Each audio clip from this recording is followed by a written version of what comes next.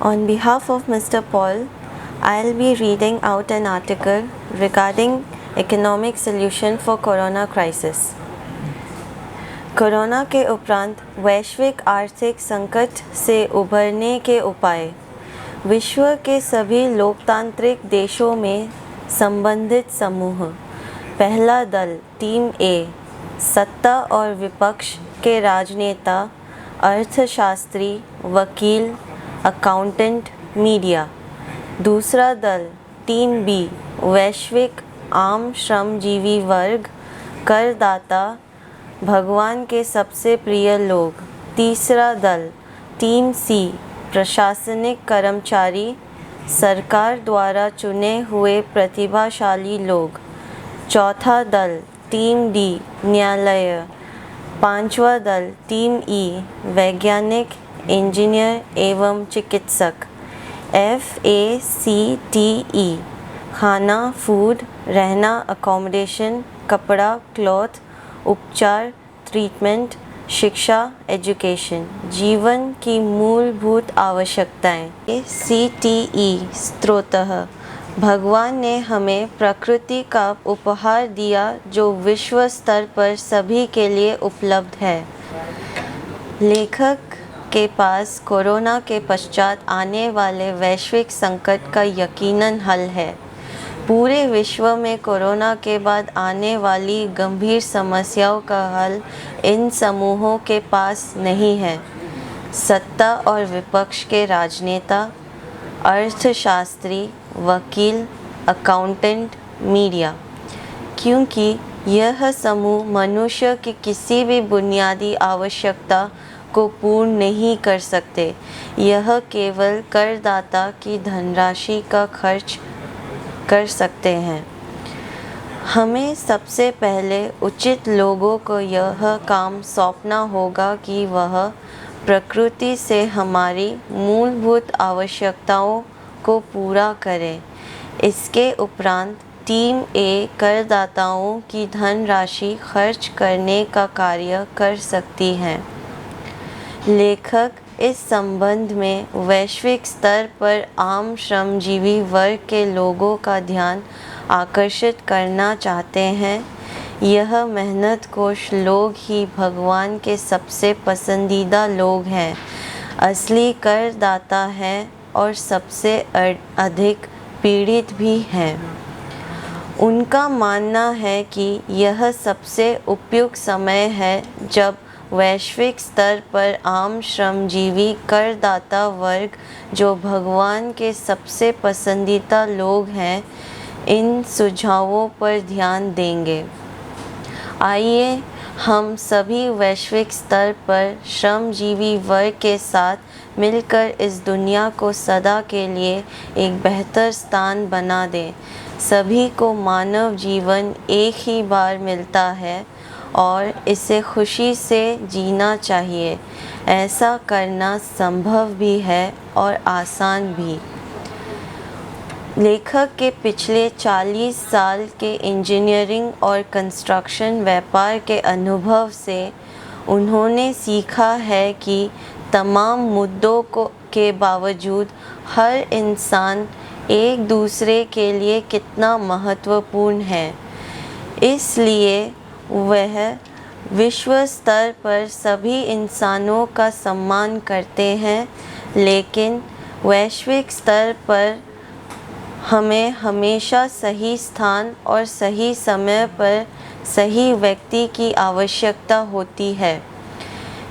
कई साधारण लोगों ने विश्व स्तर पर बहुत आश्चर्यजनक प्रदर्शन किया है। उन्हें लगता है कि हर इंसान के भीतर कुछ न कुछ कौशल होता है। अगर हम प्रकृति से मानव की बुनियादी आवश्यकताओं की रचना के लिए उस कौशल को सही दिशा में उपयोग करें तो हम अपने जीवन को परिपूर्ण करने में सफल हो सकते हैं। लेखक ने अपने जीवन में अत्यधिक गरीबी और निरक्षरता को पराजित किया है। जिसकी तुलना दूसरों से नहीं की जा सकती है, पर उन्हें विश्वास है कि वह दुनिया के लिए भी ऐसा करने में सक्षम हैं और देशों को दिवालिया होने से बचा सकते हैं। हम सभी को एक महत्वपूर्ण तथ्य को समझना चाहिए। कौन है जो हमें जीवित रखे हुए है, जो हमें सांस लेने दे रहा है, जो प्रकृति से भोजन, पानी, कपड़ा, मकान, चिकित्सा जैसी मूलभूत मानव आवश्यकताओं का निर्माण कर रहा है। प्रकृति में यह सभी बुनियादी संसाधन बहुत ज़्यादा मात्रा में उपलब्ध हैं, जैसे सूरज की रोशनी। इसके अलावा मानव प्रतिभा की भी वैश्विक स्तर पर कमी नहीं है। इसके बदौलत हम प्रकृति से अपनी आवश्यकताओं से अधिक प्राप्त कर सकते हैं। तो फिर हम गरीबी, निरक्षरता, बेरोज़गारी, प्रकृति आपदाओं और सुरक्षा समस्याओं को क्यों झेल रहे हैं? क्योंकि पूरे विश्व में आम श्रमजीवी वर्ग, मेहनतकश, ईश्वर से डरने वाले, कर चुकाने वाले और रोज़ कमाकर खाने वाले लोग अपने देश के शासन के लिए सही प्रतिनिधि का चयन नहीं करते हैं। यह वैश्विक स्तर पर पिछले 2500 वर्षों से होता आया है। आम लोगों को उसे अपना प्रतिनिधि चुनना होगा जो प्रत्यक्ष रूप से प्रकृति से बुनियादी आवश्यकताओं को पूरा कर सके, ना कि बिचौलियों, दलालों या किसी दूत को। सत्ता और विपक्ष के राजनेता, अर्थशास्त्री, वकील, अकाउंटेंट और मीडिया प्रकृति से हमारी बुनियादी आवश्यकताओं को पूरा नहीं कर सकते। वह हमारे कर की धनराशि, कानून और प्रशासन के प्रबंधन में विशेषज्ञ हैं। हमें सबसे पहले प्रकृति से अपनी बुनियादी आवश्यकताओं की रचना करने की ज़रूरत है। इसके लिए हमें सही लोगों को चुनना होगा और फिर बाकी समूह कर राशि को खर्च कर सकते हैं। मीडिया अपनी उत्कृष्ट प्रतिभाओं को बर्बाद करते हुए उन्हें किसने क्या कहा के खेल में व्यस्त रखता है और संभवतः उन्हें हमेशा किसी न किसी राजनीतिक दल के पक्ष में बात करनी पड़ती है। लेकिन इस किसने क्या कहा में जीवन की बुनियादी ज़रूरतों की रचना के बारे में कभी बात नहीं होती है। कोरोना विश्व स्तर पर सभी आम श्रमजीवी वर्ग के लोगों के लिए एक सबक है। लंबे समय से चली आ रही वैश्विक समस्याओं के निदान के लिए अब उन्हें सही प्रतिनिधि का चुनाव करना होगा। सही लोगों के नेतृत्व में यह दुनिया बेहद समृद्ध बन सकती है। कई मान्यताओं के अनुसार जब जब मानव को बहुत ज़्यादा नुकसान पहुंचा जाता है तो भगवान इंसानों को सुधारने के लिए कुछ कदम उठाते हैं। कोरोना भी भगवान के ऐसे कार्यों में से एक है। अगर दुनिया के आम श्रमजीवी वर्ग यहाँ बताए गए तथ्य को समझते हैं तो हम सभी वैश्विक समस्याओं को हल करने के बहुत करीब हैं।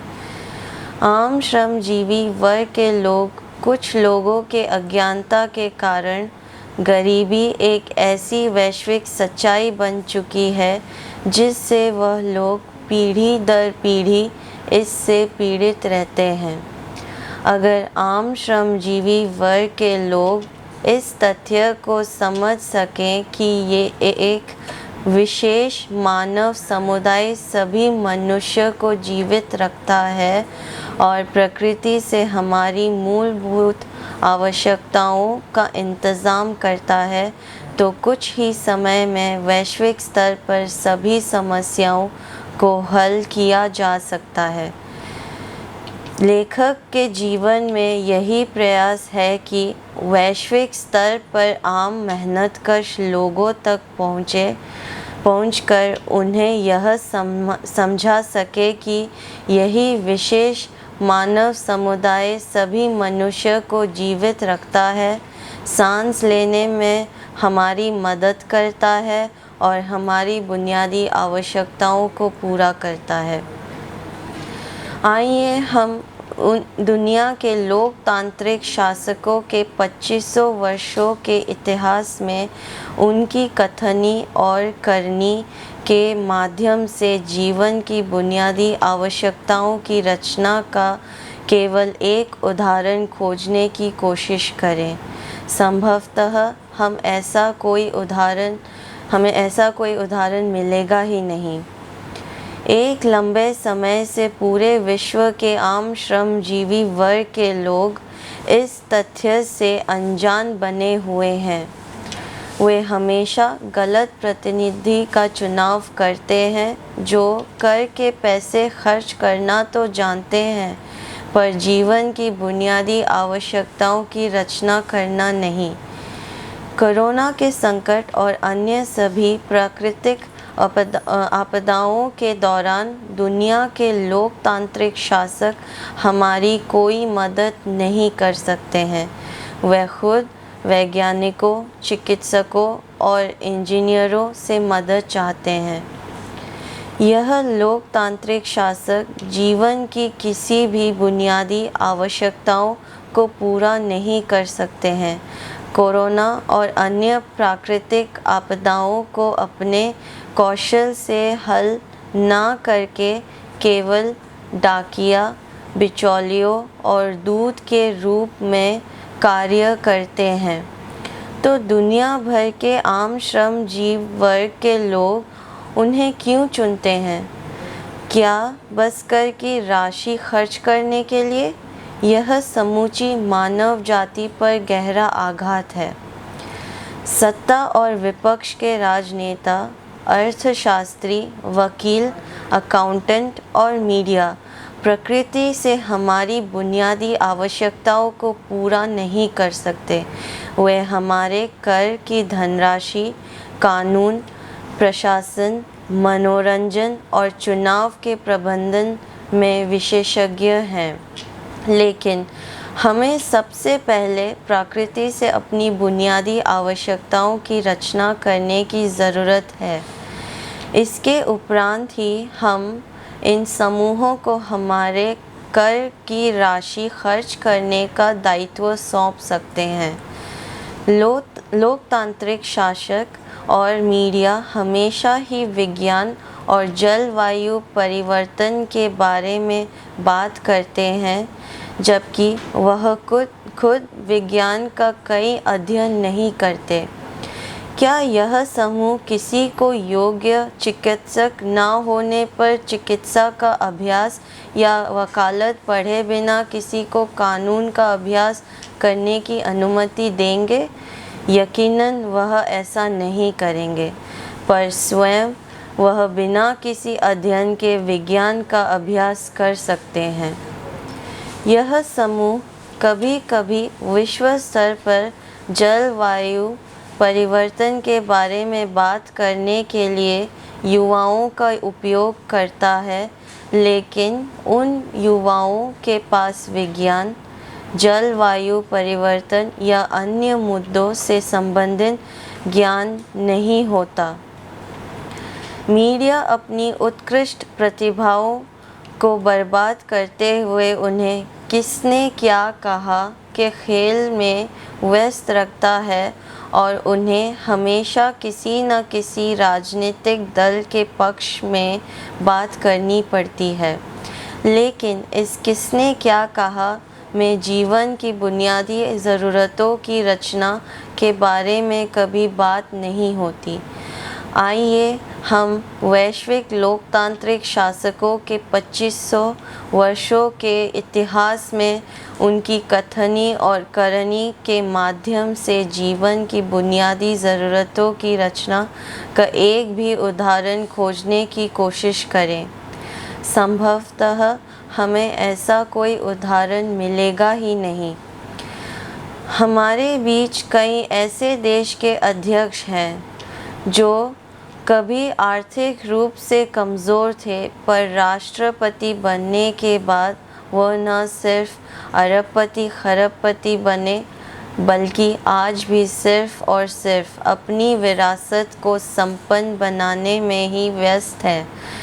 इससे व्यक्तियों के राजनीतिक दल कभी भी उन पर प्रश्न नहीं उठाते हैं।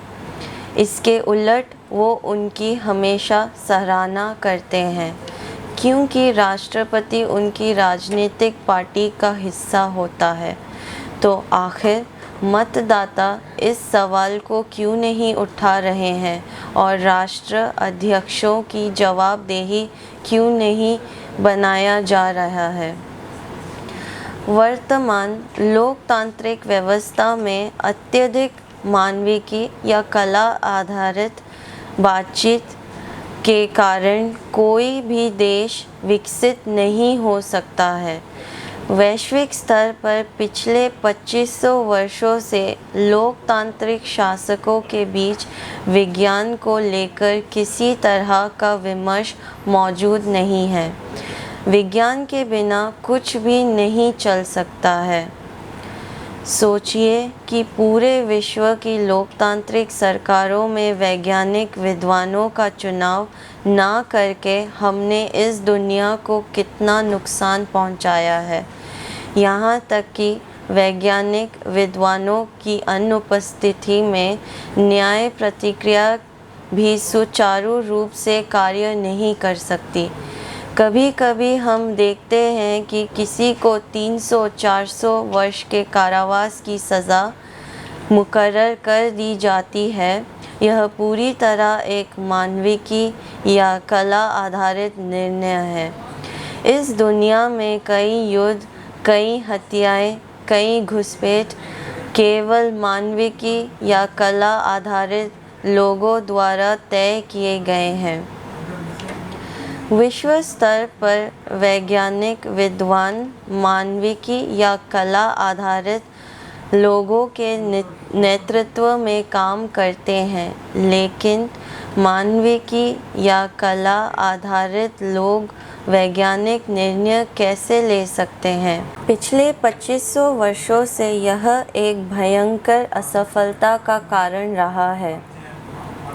राजनीतिक वैज्ञानिक विज्ञान के वास्तविक अध्ययन के बिना किसी भी तरह की बुनियादी आवश्यकताओं की रचना किए बिना विश्व स्तर पर सभी लोकतांत्रिक देशों पर शासन कर रहे हैं।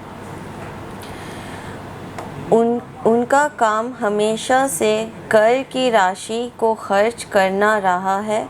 हमें अब शासन में ऐसे राजनीतिक वैज्ञानिकों की आवश्यकता नहीं है। हमें सभी लोकतांत्रिक सरकारों में विज्ञान के क्षेत्र से संबंध रखने वाले वैज्ञानिक चाहिए।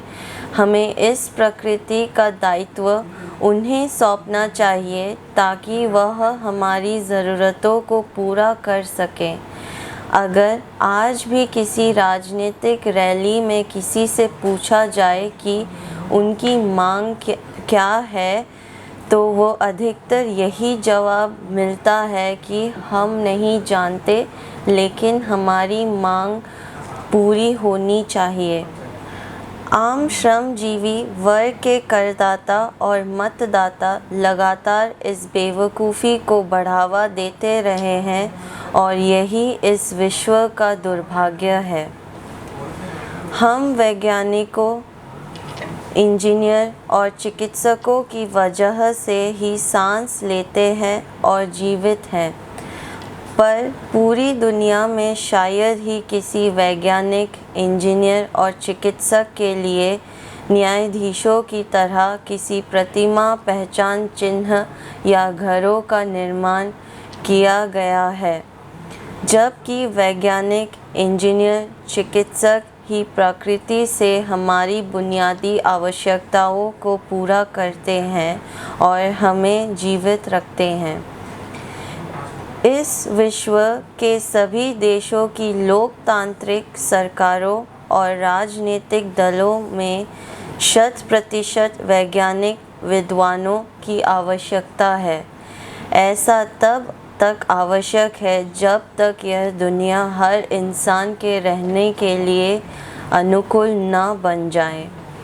दुनिया भर के आम श्रमजीवी वर्ग के लोगों को सभी वर्गों के लिए प्रतिनिधि का चुनाव करना चाहिए, जैसे घर, सीनेट, कांग्रेस, संसद सदस्य, जो पहले बुनियादी आवश्यकताओं पूरा कर सके और फिर हम खर्च का वितरण कर सके। यह ऐसा विफलता है जैसे समस्त विश्व एक लंबे समय से झेलता आया है। इसके लिए दुनिया भर के आम श्रमजीवी वर्ग की अज्ञानता को दोषी ठहराया जा सकता है। कोरोना के संकट और अन्य सभी प्रकृति आपदाओं के दौरान वैश्विक स्तर पर लोकतांत्रिक शासक कोई मदद नहीं कर सकते हैं। वे खुद वैज्ञानिकों, चिकित्सकों और इंजीनियरों से मदद चाहते हैं।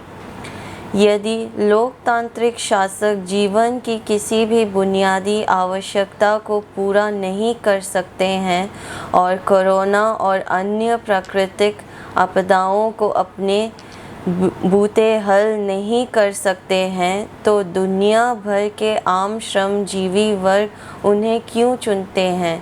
महज कर की राशि खर्च करने के लिए? यह समूची मानव जाति पर गहरा आघात है। सत्ता और विपक्ष के राजनेता, अर्थशास्त्री, वकील, अकाउंटेंट, मीडिया और कलाकार प्रकृति से हमारी बुनियादी आवश्यकताओं को पूरा नहीं कर सकते। वे हमारे कर की धनराशि, कानून, प्रशासन, मनोरंजन और चुनाव के प्रबंधन में विशेषज्ञ हैं। अगर हम आम श्रमजीवी वर्ग की इस अज्ञानता को समाप्त कर पाएं, तो इस दुनिया और जीवन को पूरी तरह से सार्थक, शांतिपूर्ण, सुंदर, सफल और सहायक बनाया जा सकता है। हमारे पास विश्व स्तर पर अत्यधिक प्रकृति संसाधन और बहुत सारी मानव प्रतिभाएं हैं। यदि हमारा आम श्रमजीवी वर्ग सही लोगों का चुनाव करे, तो यह दुनिया और हमारा जीवन दोनों ही बेहतर बन सकते हैं। इसका समाधान दुनिया के आम श्रमजीवी वर्ग की सूझबूझ में ही पड़ा है। विश्व के आम श्रमजीवी वर्ग की अज्ञानता के चलते गलत प्रतिनिधियों का चुनाव होता है और इसी कारण पृथ्वी ग्रह की तरक्की और विकास में बाधा आती है। विज्ञान में विकास के कारण मानव प्रतिभा और प्राकृतिक संसाधनों के सही उपयोग से इस दुनिया को एक बेहतर स्थान बनाया जा सकता है। विज्ञान में विकास के कारण मानव प्रतिभा और प्राकृतिक संसाधनों के सही उपयोग से इस दुनिया को एक बेहतर स्थान बनाया जा सकता है। अब से वैश्विक स्तर पर सभी लोकतांत्रिक देशों में हर स्तर के चुनाव में अगर मतदाता केवल वैज्ञानिक, इंजीनियर और चिकित्सकों को अपनी प्रतिनिधि के रूप में चुनना शुरू कर दे, तो विश्व की तमाम समस्याओं को तुरंत हल किया जा सकता है।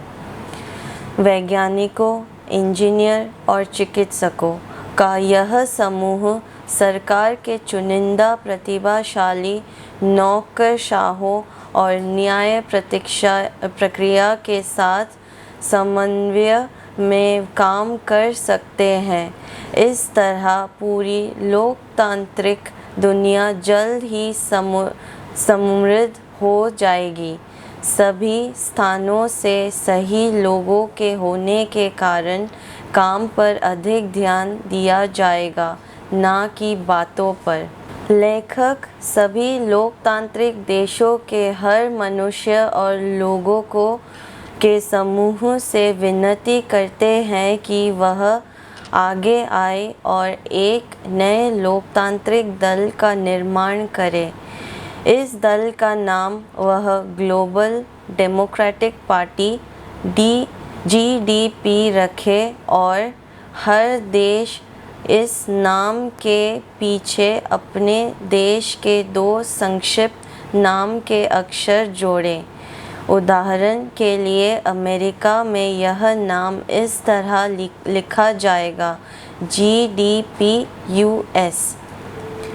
मैं कोशिश करूँगा कि सभी देशों में इसके उद्घाटन के समय पर मौजूद रह सकूं और इसके पश्चात मैं सभी को इसके संविधान प्रारूप का परिचय दूंगा। आइए जल्द से जल्द एक नई शुरुआत करें और अपनी पुरानी गलतियों को हमेशा के लिए सुधार लें। वैज्ञानिकों, इंजीनियरों, चिकित्सकों का यह समूह विश्व स्तर पर PPP पब्लिक प्राइवेट पार्टनरशिप के आधार पर रोज़गार पैदा कर सकता है, गरीबी और निरक्षरता को समाप्त कर सकता है, विश्व के युवाओं को सकारात्मक दिशाओं में सक्रिय कर सकता है और सभी वैज्ञानिक नवाचारों को लागू कर सकता है। यह कोरोना और अन्य प्राकृतिक आपदाओं से निपटने में भी सक्षम है। अन्यथा हमारे वर्तमान वैश्विक लोकतांत्रिक शासकों के पास केवल एक ही रास्ता है और वह है खुद को दिवालिया घोषित कर दूसरों से पैसा उधार लेना। वैज्ञानिकों, इंजीनियरों, चिकित्सकों का यह समूह पेशेवर तरीके से भी सभी देशों की ताकत और कमज़ोरियों का मूल्यांकन कर उनका द्विपक्षीय रूप से आदान प्रदान कर सकता है। लेखक का कहना है कि मैं स्वयं भी उस विकट गरीबी का अनुभव कर चुका हूँ जिससे आज विश्व के कई लोग पीड़ित हैं। इसलिए मैं केवल उन्हीं को अपना हितैषी मानता हूँ जिनके कारण हम यह जीवन जी रहे हैं और जो हमारी बुनियादी ज़रूरतों को पूरा करते हैं। लेखक विश्व के किसी भी कोने से वीडियो विमर्श के लिए उपलब्ध हैं, उनसे यहाँ संपर्क करें। लिंक्डइन पर MK-PAUL, ट्विटर पर MKPAUL_,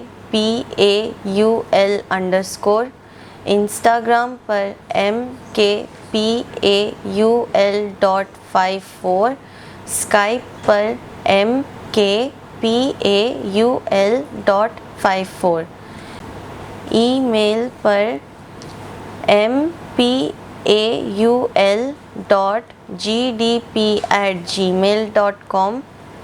इस विषय पर आप उनकी 2016 में आई किताब www.mkpaul.net पर पढ़ सकते हैं।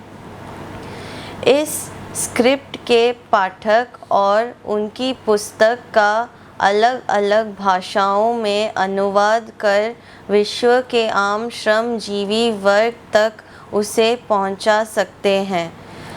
लेखक विश्व भर के आम श्रमजीवी वर्ग की प्रतिक्रियाओं का इंतज़ार करेंगे।